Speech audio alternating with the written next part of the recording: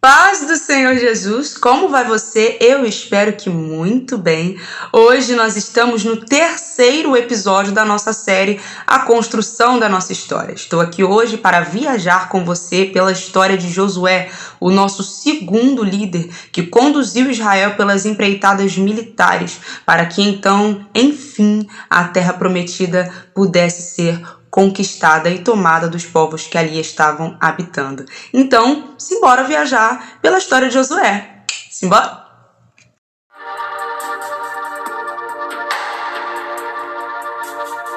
Se abrirmos a nossa Bíblia em Números capítulo 13, vamos perceber que Josué, que antes não se chamava Josué, mas Oséias, Oséias significa salvação. Josué significa Deus é a salvação. Quem muda o nome de Josué é Moisés, o seu tio, lá em Números capítulo 13. Esse texto também de Números 13 vai nos mostrar que 12 espias na época de Moisés foram enviados ali a espiar as terras para saber como eram os povos que nela habitavam, como era a terra, se o fruto era bom, se ela verdadeiramente manava o leite e mel. E enfim, Josué foi um desses espias enviados ali para aquelas terras.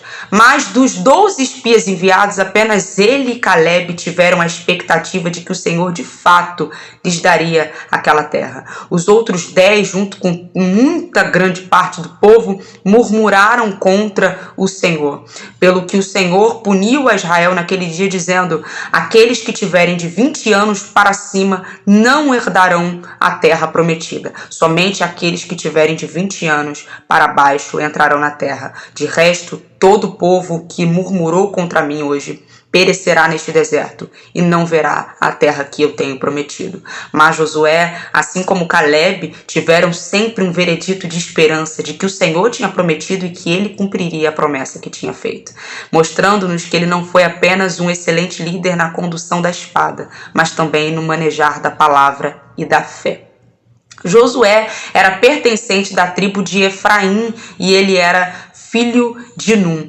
No capítulo 31 de Deuteronômio, então agora Moisés vai nomear Josué como o seu sucessor. E então, agora nomeando Josué como seu sucessor, ele recebe uma ordem de Deus dizendo: olha, passe diante de toda a congregação a autoridade que existe sobre você para Josué, para que então a congregação respeite a partir de hoje como líder, porque eu o tenho constituído líder sobre o meu povo. E desta maneira Josué, com a bênção de Deus e do seu tio, torna-se o segundo líder de Israel, conduzindo ali agora o povo de fato na entrada da terra prometida. Moisés, como nós falamos no último vídeo, foi punido por Deus por um momento de deslize ali, por um momento de desobediência. Ele viu a terra de longe, mas não entrou na terra. Agora, Josué tinha como responsabilidade conduzir o povo por uma empreitada árdua, visto que os povos que estavam ali dominando aqueles territórios que eram prometidos por Deus para ser a terra de Israel eram povos fortes, que tinham reinos fortes, fortes poderes militares e fortes armamentos. E agora nós vamos ver e vamos entrar na era que eu acho fantástica, que são as batalhas mais emblemáticas de Israel pelo domínio da terra prometida.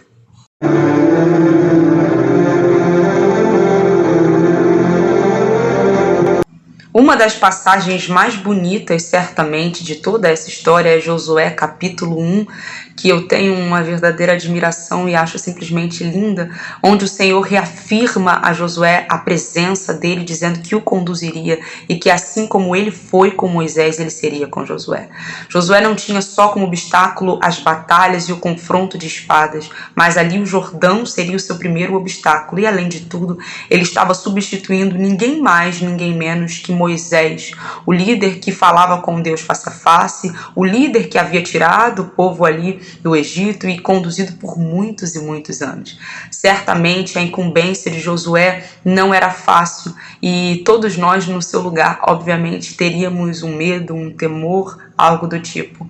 Mas o Senhor reafirma a Josué a sua presença, dizendo: assim como eu fui com Moisés, eu serei contigo, tão somente esforça-te, que esse livro da lei não se aparte da sua boca. Medita nele de dia e de noite, para que você tenha o cuidado de fazer conforme nele está escrito.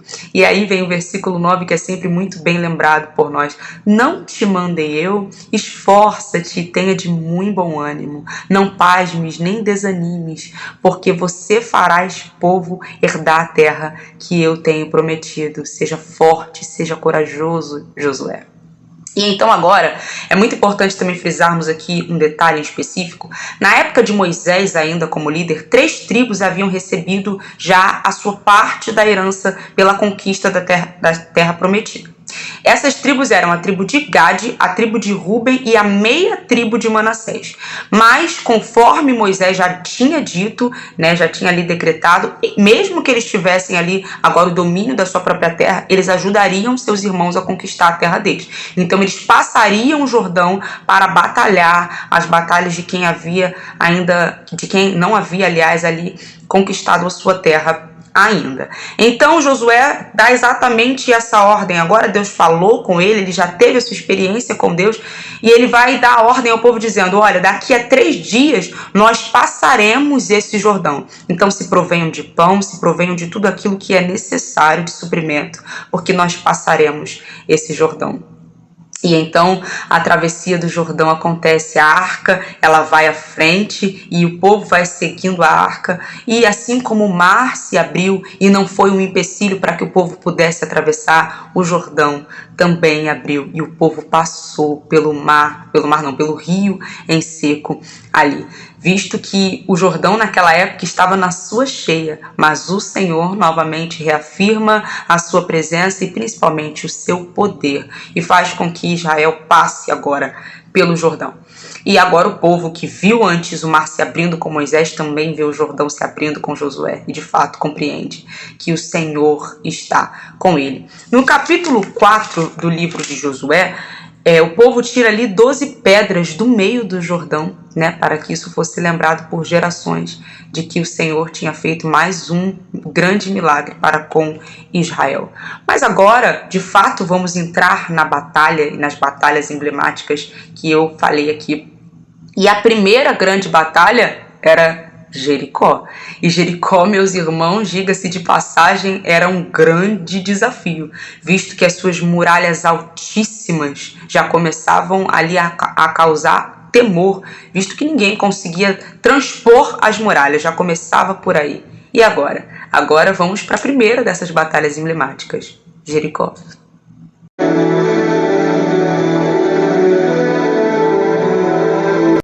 Antes de se colocar numa posição de batalha contra o povo de Jericó, Josué havia mandado para lá 2 espias, a fim de espiar a terra secretamente, para que eles tivessem melhores estratégias militares. E então, sendo feito isso, eles chegaram lá, os espias, na terra de Jericó, e entraram na chegada na casa de uma mulher chamada Raabe. Esta mulher era uma prostituta de Jericó.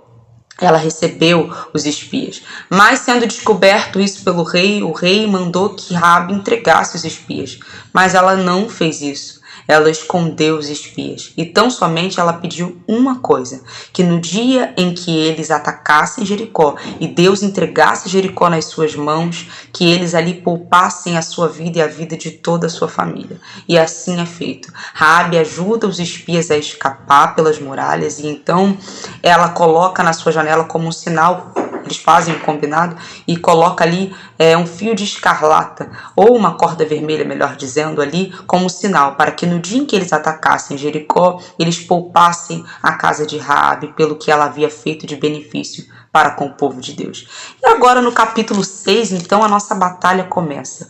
Josué dá uma ordem ao povo dizendo: olha, essas muralhas vão cair diante dos nossos pés, mas a gente vai fazer o seguinte: durante 6 dias, uma vez rodearemos a muralha, e no 7º dia vamos rodear 7 vezes as muralhas, tocando as buzinas, as cornetas e os instrumentos.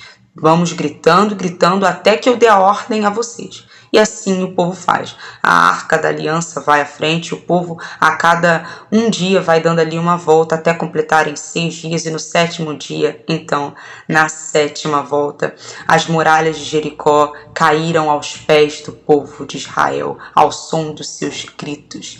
E então mais um milagre extraordinário é contemplado por nós nessa passagem, que é simplesmente incrível. As muralhas que antes eram intransponíveis agora são muralhas caídas, que dão agora ao povo de Israel a liberdade de passar e atacar a cidade de Jericó. E é isso que acontece. Josué e todo o povo atacam a cidade, tomam a cidade e vencem a primeira batalha emblemática. Mas agora nós vamos para a segunda batalha, a Batalha de Ai, onde acontecem alguns infortúnios que nós vamos descobrir agora.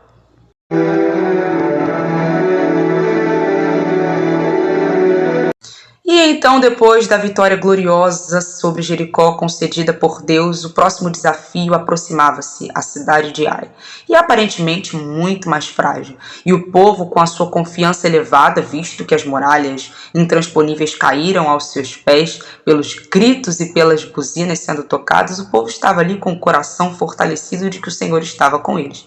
E de fato estava. Só que havia uma ressalva muito importante que foi feita por Josué lá no capítulo 6 ainda, no meio do discurso ali da batalha de Jericó.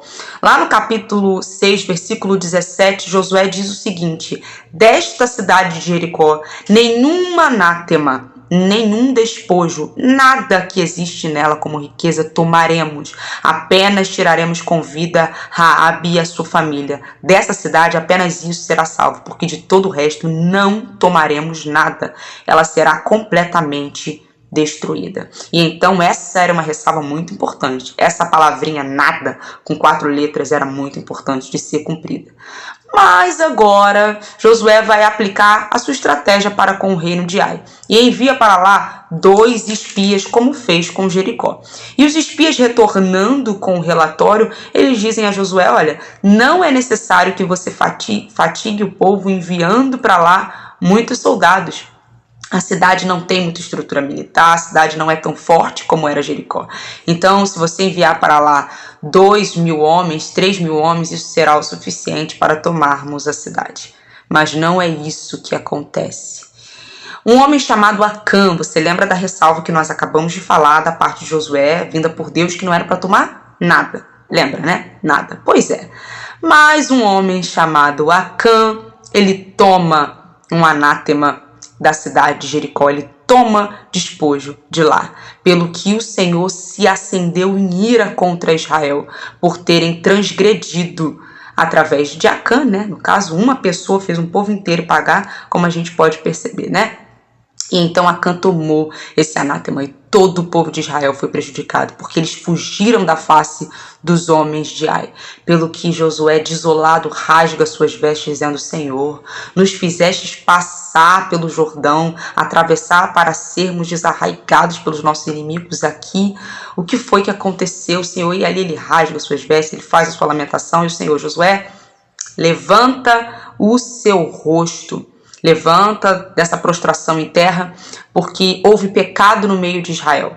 E amanhã eu vou sinalizar onde houve esse pecado e vou desmascarar. E então o Senhor faz aquilo que eu chamo de uma escolha tridimensional. Ele disse: olha, eu vou apontar uma tribo, dessa tribo eu vou apontar uma família, e dessa família eu vou mostrar quem é o traidor. E ali Acã é revelado como o traidor, então, que tomou para si a anátema que era proibida por Deus. E a ordem do Senhor foi: todo aquele que for descoberto como traidor, ou seja, no caso foi Acã, vai ser queimado e tudo que ele possui. E assim aconteceu. Acã e tudo que ele possuía e toda a sua família foram lançadas no fogo, e o seu nome foi riscado do meio de Israel.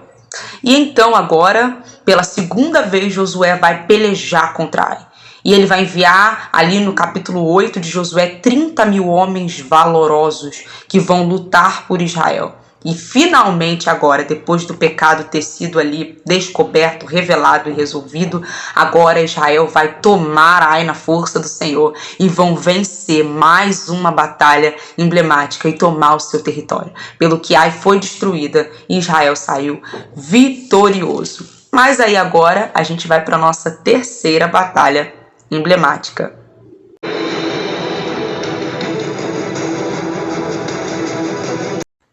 Então, depois daquilo que aconteceu com Ai, os traidores então foram descobertos, apedrejados e queimados, Ai foi destruída, tudo isso aconteceu.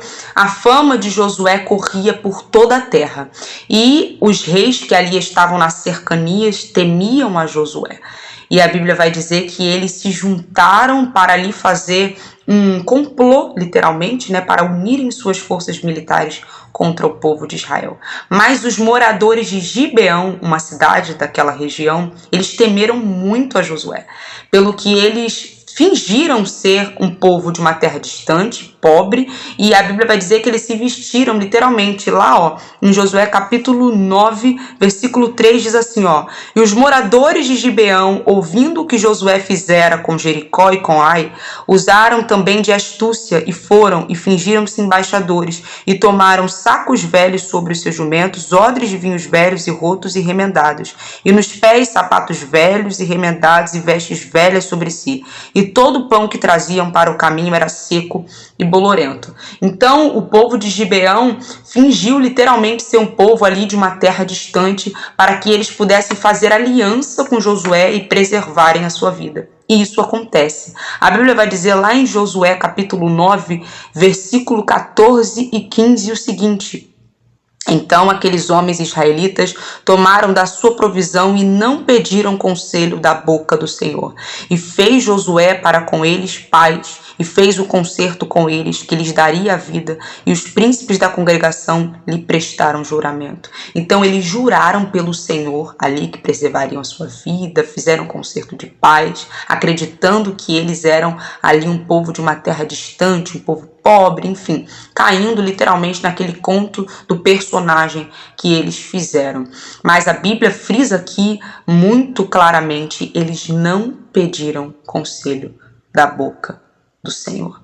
E é por isso que esse engano acontece. E então, quando enfim descobre-se que aquele povo não era de fato o que eles diziam estar sendo, mas que eles eram gibeonitas, então agora Josué os amaldiçoou, mas não pode matar, porque ele jurou pelo Senhor e todos os príncipes das congregações juraram pelo Senhor, dizendo que não atacaria a sua vida. E então agora eles não podiam fazer nada.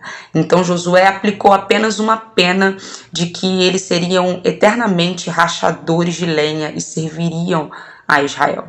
E então, no capítulo 10 agora, Gibeão é sitiada por 5 reis. Vocês lembram dos reis que eu falei que fizeram um complô com medo de Josué ali para unir as suas forças militares para destruir Israel. E então, sucedeu que esses reis que uniram suas forças foram atacar a Gibeão. E os moradores de Gibeão vieram correndo a Josué pedir socorro, porque era a única chance que eles tinham de sobreviver, já que Israel havia feito aliança com os gibeonitas, era agora, digamos, uma obrigação deles ajudarem os gibeonitas. E então, os reis que se uniram para destruir eram 5 reis. A Bíblia vai dizer o nome deles lá em Josué capítulo 10, versículo 3. Adonisedeque, rei de Jerusalém, Roão, rei de Hebron, Pirã, rei de Jarmute, e Jafia, rei de Laquis, e Adebir, rei de Eglon. E a Bíblia vai dizer que eles uniram ali as suas forças para atacar a Gibeão. E então, no capítulo 6, versículo 6, a Bíblia vai dizer que Josué enviou ali o socorro para com os gibeonitas. Mas o que acontece dentro dessa batalha é algo muito mais emblemático, muito mais marcante, que vamos falar agora, porque nela aconteceu um fenômeno extraordinário que nós vamos ver agora.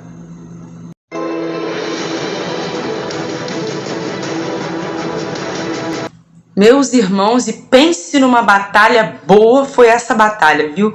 O Senhor manifestou o seu poder de formas assim mais que extraordinárias. Eu não sei nem descrever, não sei nem qual seria de fato aqui uma palavra assim para falarmos de algo tão extraordinário. Ou batalha para ter fatos que realmente são espantosos. Primeiro deles, a Bíblia vai dizer que então, os homens de Gibeão enviaram mensageiros a Gilgal, ali em Israel, para pedir socorro a Josué, que sobe para ajudar os homens de Gibeão e peleja contra esses reis. E o Senhor diz a Josué: não tema diante deles, porque eu lhes tenho entregado, eu lhes dei na sua mão, Josué. E então Josué vai pelejar contra eles. E a Bíblia vai dizer que, pelejando contra eles e prevalecendo, lá no versículo 11 do capítulo 10, a Bíblia vai dizer que eles começaram a fugir de diante de Israel para uma descida de Bet-Horon. E o Senhor lançou sobre eles pedras do céu, chuva de saraiva, que morreram muito mais nessa chuva do que pela espada. E não satisfeito nisso, então a batalha ali realmente encerrou-se ali firmemente. Eram 5 reis, Era muita gente de fato. E então, não terminada a batalha, Josué dá uma ordem ao sol e à lua para que o dia não terminasse enquanto os inimigos não fossem totalmente derrubados à espada. Então ele diz o seguinte: sol, detenha-te em Gibeão. Lua, fique você no vale de Aijalon. E então, literalmente, o sol parou. O sol parou, até que Israel prevalecesse contra os seus inimigos, e isso acontece, eles vencem a batalha. Lá no versículo 16, a Bíblia vai dizer que Josué prende os 5 reis e mata-os, e Josué sai triunfante de mais uma batalha, de mais uma vitória concedida por Deus. Literalmente, Josué enfrentou muitos reis. Eu estou aqui frisando as principais batalhas, porque se falássemos de todas, seria um vídeo interminável e no mínimo 1 hora de vídeo. Porque, se eu não me engano, foram 31 reis. Vai dizer lá olha aqui, em Josué, capítulo 12, versículo 7. A partir do versículo 7 vai falando ali os 31 reis que Josué feriu. Não foi pouca coisa, não. Meus amigos, realmente Josué foi um líder militar excelentíssimo e, acima de tudo, foi honrado por Deus, porque foi um homem que aplicou-se nos caminhos do Senhor e nas ordens do Senhor. Como todo homem, Josué falhou, por exemplo, aqui para com os gibeonitas, não pediu o conselho do Senhor, mas ele foi irreparável em tudo que fez, porque Josué de fato era um homem que estava ali com seu coração dedicado, inclinado ao Senhor e voltado a fazer aquilo que lhe agradava.